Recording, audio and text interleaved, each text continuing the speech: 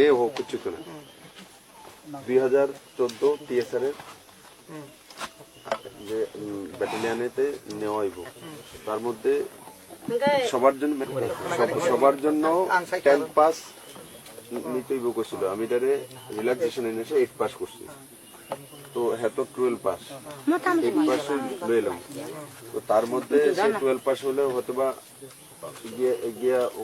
মানে ভালো হাওয়ালদার হইতে পারে। 10% মহিলার লিগে রিজার্ভেশন আছে, তার মধ্যে 4টা প্লাটুন আমি করু যে কমপ্লিটলি মহিলারা। 2000 থেকে 10% হলে 200 হয়, ঠিক।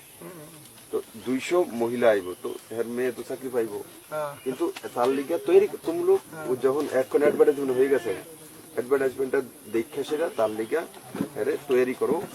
যখন প্রথম ফিজিক্যাল করব, ফিজিক্যালে এরপরে রিটার্ন হইব আর তারপরে इंटरव्यू হইব।